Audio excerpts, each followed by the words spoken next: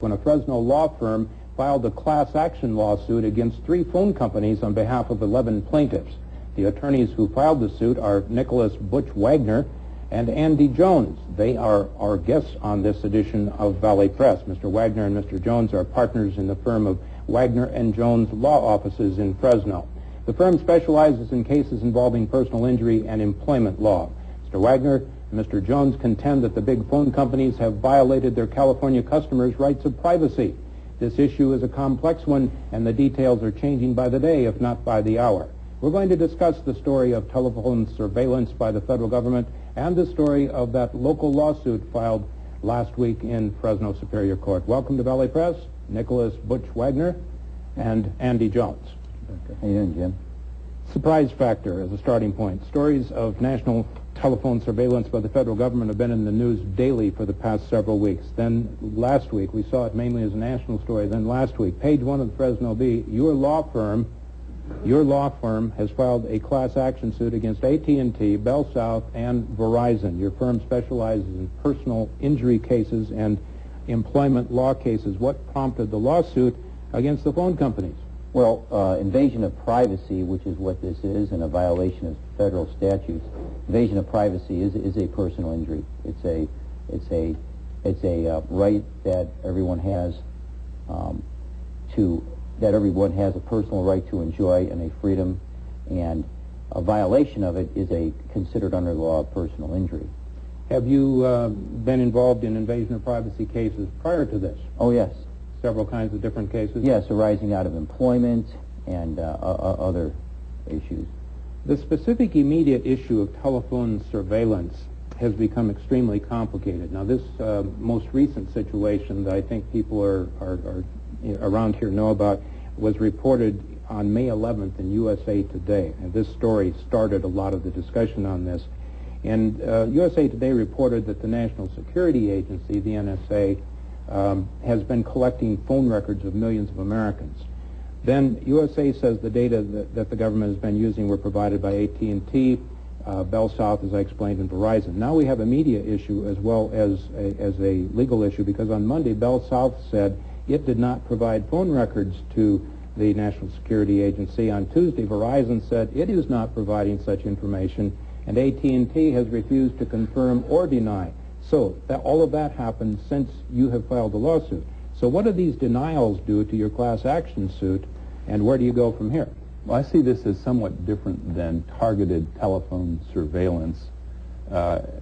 Last year there was some news media about the NSA targeting overseas calls and wiretapping those calls. And in fact, there is a consumer group in San Francisco that filed lawsuit on that issue. But this seems to be quite different. What this involves are customer records of calls, of the numbers they called, of the date and times of the calls, and the lengths of the calls. And those telephone numbers can be immediately identified to the residences of the callers, and the persons who made the phone calls and communicated can be immediately identified. So it's not actually the content of the call that's being surveilled, it's the calls themselves that have been turned over on a very broad basis. But aren't 2 of the 3 companies denying that they did that? Well, you know, that's interesting but not unusual. In almost every case we file, the defendant denies that the conduct occurred, and so the next process after the lawsuit is filed and the answer is then filed by the defendants is to begin the discovery process, where the law firms representing the parties exchange written questions and have depositions, which is the taking of oral testimony under oath outside the courtroom, and that's where the facts become known. And at that point in time, and that process will probably start in 60 to 90 days, we'll start getting some answers. So these denials are perhaps fairly common routine to such kinds of situations? Well, I think it might be also the definition of exactly what was released, right. The service call. They could take a very narrow definition of what they actually did, or they can say Bell South didn't do it, and then it may develop that their long-distance provider did. There have been some stories about that. And the original journalist who broke the story did say that they stood by their story, and in. So we'll wait and see how the discovery Well, goes. apparently there are some other suits also being filed. I know there's a suit in New Jersey, a similar one, seeking $5 billion in damages, and there's another one in Manhattan seeking $200 billion in damages. That one was filed in U.S. District Court in Manhattan. Your suit, as I recall, does not seek a specific amount in damages as those other two I just mentioned do. Why? Well, the amount of damages at this time is undetermined for a lot of reasons.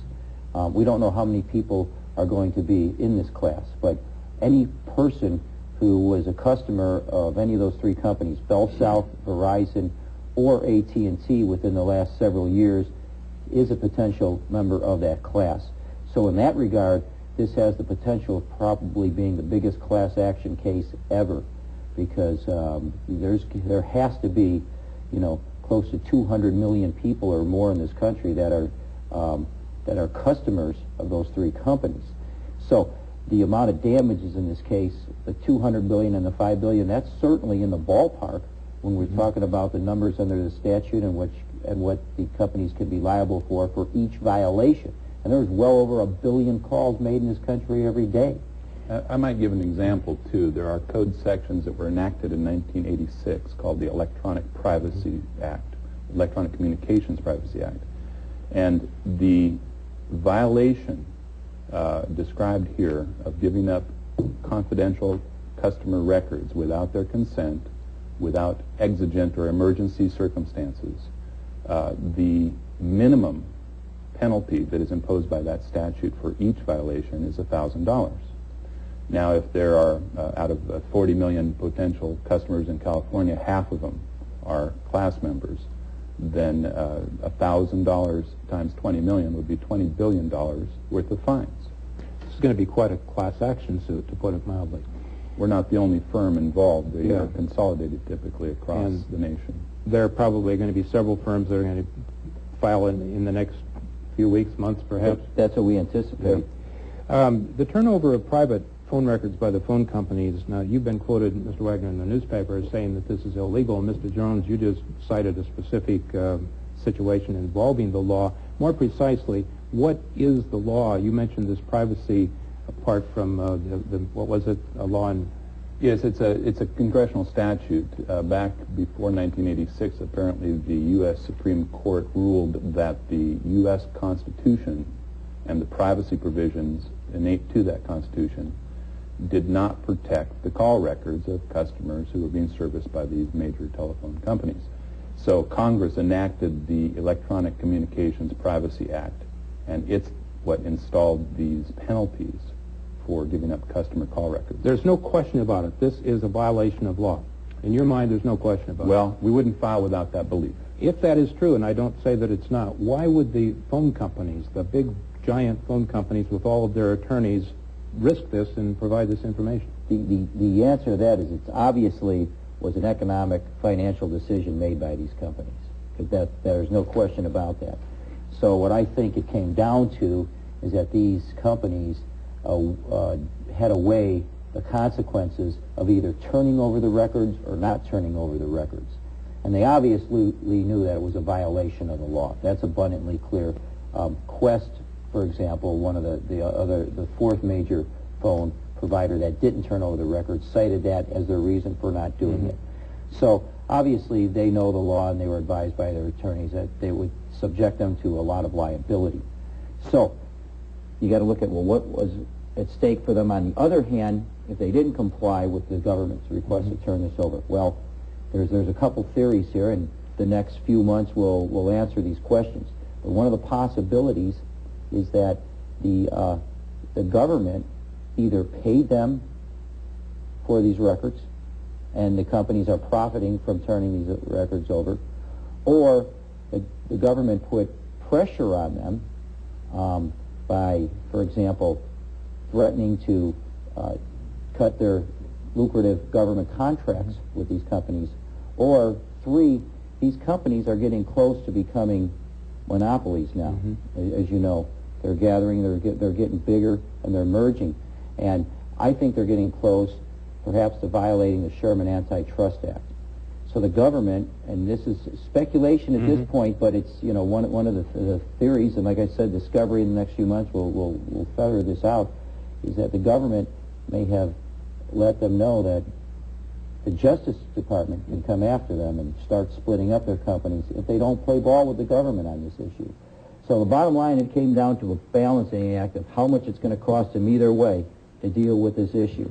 And I think it was a financial decision for them. We're going to see some congressional hearings on this in the upcoming weeks and months, are we not? Absolutely. And some of this is perhaps going to come out of that. The B report said that you represent 11 plaintiffs, and I'm just curious, I'm not curious about the specific names as much as I am the profile. Who are these people that you're representing who have gathered together to file this suit? Well, they come from a wide range, a diverse range of backgrounds. There's men and women, there's people from all different jobs, people of different age groups, people from different socioeconomic and racial backgrounds. So it's a diverse crowd of people that we chose. A lot of people wanted to be named plaintiffs. Did they come to you? You said that we chose. Did you get this going? Did you start this on your own, or did these people come to you? It was a combination of both. We have calls now of people who have heard of the reports who are asking to be included as representative plaintiffs in the class. All right, now here's a very important question, in my opinion. Going beyond the violation of law, and all these legal points will be worked out in the next few weeks and months, perhaps longer than that, but the philosophical issues involved, and I talked with both of you before the show about this a little bit. Why should people be concerned about this? Because a lot of people are not concerned. Mr. Jones, you had an answer to that. I did. I was trying to think how to put it in perspective. And I happened to read an article in the Fresno paper today about a young boy who's a descendant of Daniel Boone, Atticus Boone. And this 4-year-old was riding his tricycle with his babysitter, and he rode into a thrift store. Mm-hmm. And by mistake, one of the volunteers sold his tricycle. And Atticus stood in the middle of the store crying and calling out, "Who took my tricycle?" One of the store employees came over and said, "Well, why is it so important?" And Atticus's response was, "My whole life, I've ridden all around the whole world on that bicycle." Well, my whole life, I've been using the telephone equipment, and every aspect of my life is documented in my phone records. My friendships, the calls that I make to my clients. I have clients who come to me and say, "I'm being involved in some employment matter. I'd like you to consult with me, but I don't want anybody to know that I've consulted with you." Those records are now available for inspection.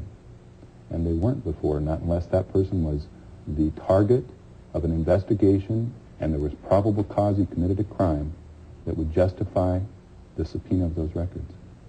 You didn't tell me the little boy's name. I know that little boy and his family, but that's another story. That's a good story. So do you think, Mr. Wagner, that people in general who are not concerned about this should be? I mean, you two are attorneys, and you talked about all of these legal things that you've discussed that you wouldn't want repeated. But how about people in general? Should they be concerned for the same reasons? I think that's an individual choice, and that's what privacy is all about. Privacy and the interests of privacy will vary from one person to the next. And I think I'm certainly concerned about it. I don't want the government to know what clients I call, how often I call them, who else I call. And a lot of people have that concern. Some people don't care at all if the government knows who they're calling. But I guess it depends, what you got going on in your life and what you do for a living and, what your personal interests are. So it's a matter of privacy is something that's dearly personal to everybody on various degrees. For those of you who just joined us and for our radio audience on 90.7, our guests are Fresno attorneys Nicholas Butch Wagner and Andy Jones. Their law firm has filed a class action suit against 3 major phone companies on invasion of privacy issues. Gentlemen, I want to go to this issue of security versus liberty. A day after the USA Today story that said that the phone companies had violated privacy, a Washington Post ABC poll revealed that 63% of those asked said that they found the NSA program to be an acceptable way to fight terrorism. 44% of them said they strongly approved it. What is your reaction to those poll numbers? I think it depends on how the question's asked. obviously... Which is true of most polls, of course. Yes, but if you ask, is this okay to combat terrorism, you probably will get a majority of Americans say yes, because they're not thinking about their individual freedoms. If you ask, is the phone company's delivery of your personal phone call records to the government an invasion of your privacy, you're going to get a majority who say, yes, that is an invasion of my privacy. And in fact, Newsweek's May 22nd article on the subject does have a majority of Americans answering in that fashion. President Bush seems to have, at least some people think that he has come out of this with a net gain in his approval rating. Would you agree that in the privacy versus security debate, Mr. Wagner, that President Bush appears to have a winning hand? Well, again, it depends how the question is asked to the members of the public, and I think that remains to be seen. I don't think the jury's out. I mean, I don't think the jury's back yet on whether or not the Bush administration is going to gain or lose on this issue. Well, his ratings have gone up slightly, and some people think that it's because on the security issues that he is doing okay. The security issues that are involved in this case are different from the security issues on other issues. I'm having trouble seeing it as a political issue at all. For those who say I have nothing to hide, what would you say to them? You've said, well, that's an individual decision, I know, but do you think maybe that some people are treating that too lightly? You've told your story about your own life and your own feelings about it, but what would you add to that? I have nothing to hide, my life's an open book, that type of thing. I would add to it, if you want to voluntarily give the government any of your records, go ahead and do it. But it should be something that is a personal choice or something that we know about. For example, Congress could have enacted a law to require that these records be given over to the government. At least then we know about it, and it's not a matter of privacy anymore. They've changed the rules. But when you have rules, the government, all three branches, must abide by them. And I think, like Mr. Jones just said, Andy just said that he doesn't think it's a political issue. I don't think it's so much a political issue as a branch of powers issue. Now, we have three branches of government that are supposed to exert their powers individually, and there's supposed to be checks and balances here. Here you have the executive branch of government running roughshod over all the other rules. And they're telling us, of course, that we should not be concerned, that that they have the best interests of the public in mind. Do you have specific fears other than about other things the government might do with phone records? Well, the code section itself that makes it a violation to give up these records provides for exceptions, and one of them is, as I explained, if there's an emergency situation and there's good faith belief that there's risk of life, the phone companies can give up records. If there's consent of the customers, they can give up records. And I suppose that the issue here is there any effort to get the subpoena, show the probable cause, and provide the records in accordance with law? That's, I think, what really needs to be established here. There's an interesting political situation here in terms of political philosophy. On one hand, you have the American Civil Liberties Union, which people would associate as being left of center, certainly, and on the other hand, you have the right, the conservative right, and on both sides, I'm feeling and hearing a certain amount of concern about this. Do you find that interesting politically? Oh, absolutely, because this privacy issue, I think, is bipartisan. I don't think it is a liberal or conservative or Democratic or Republican issue. It's something that touches everybody, and it touches them in different ways. So I agree with Andy when he said I don't think this is a political issue at all, the privacy part of it. Now, it's obviously a big political issue for the Bush administration. Simply because it fell on their watch.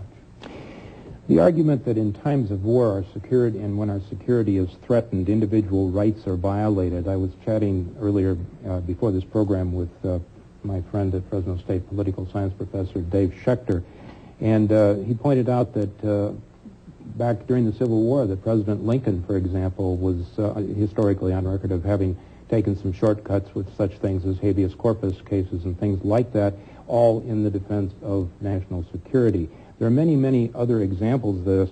Do you accept the argument that in times of war, in times of threat, as we have right now, that you have to give up some liberty to ensure our security. Absolutely. Absolutely. I think the problem here might be that whereas the conditions that gave rise to the request 9/11/2001 were evident then and may have given some cause of concern and reason to deliver records then, what justifies the conduct of giving over records subsequent to that? And what's going to happen to the records that are now in possession of all these customers throughout the nation that the government will have access to, hence more, forevermore? And that's a real complex issue, obviously, because you look back over our history and see what was done. For example, you mentioned Lincoln and the habeas corpus. He suspended the writ of habeas corpus, but he did that publicly. It wasn't a covert, secret operation. And I think that's one of the problems here. The government was saying, hey, your phone records are now free game, we need to have them. That's one thing. Well, everybody knows about it. Now, then they could have done that legally. They didn't. That's what, in essence, this lawsuit's about. Also, you have, for example, giving up liberties, like, for example, during World War II, a lot of liberties were given up, all above board. But a lot of the government did a lot of things illegally back then, for example, interning all the Japanese Americans. Yeah. Let me present another challenge, and we're getting down to our last couple of minutes, but former House Speaker Newt Gingrich was on Meet the Press over the weekend, and he used this analogy. He said something like this: let's say that we find intelligence information of a terrorist threat to destroy an American city.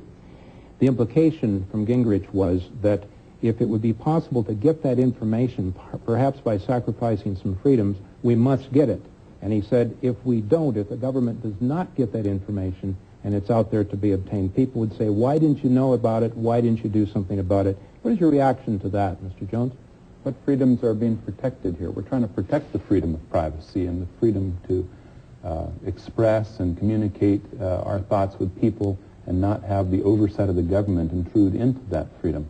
And so, yeah, we're interested in preserving our freedoms. I think what Mr. Gingrich does is he tries to insert into the question the threat of sort of a catastrophic loss, and everybody would agree that would be a terrible thing, that almost any ends would justify the means in preventing that.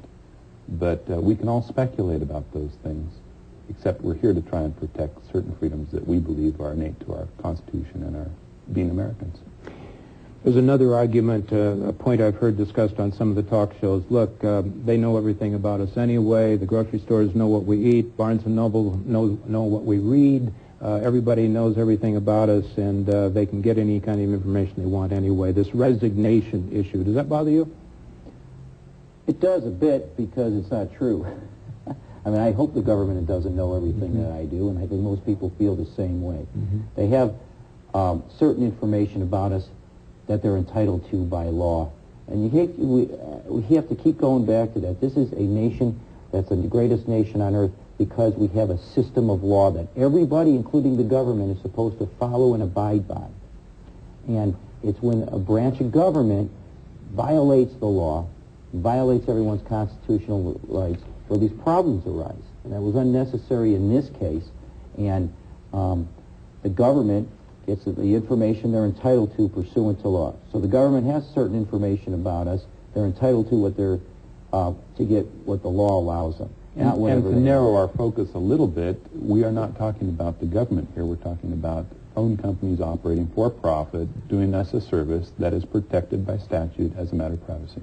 But it does involve giving the information to the government, of course. Yes. Don't find harm in the government asking. I find harm in the telephone company complying. And we didn't sue the government because at this point in time we don't have enough information that the government did anything wrong. And I think that'll depend, I think we'll see that in the near future to see if the government intervenes in this case or not. Our time for discussion has ended. We've been discussing the issue of telephone surveillance by the federal government and the Fresno lawsuit filed against phone companies who allegedly have provided customers' phone records to the National Security Agency. Our guests have been Nicholas Butch Wagner and Andy Jones. They are partners in the law firm of Wagner and Jones Law Offices in Fresno. A reminder to our viewers, we're always interested in your comments and opinions. If you have comments on the issues we have just discussed, please let us know, and we'll consider using them on our next program. That's our show for this edition of Valley Press. For those who wish to comment, write to us at Valley Public Television, 1544 Van Ness, Fresno 93721, or email us at kvpt.org. That's kvpt.org.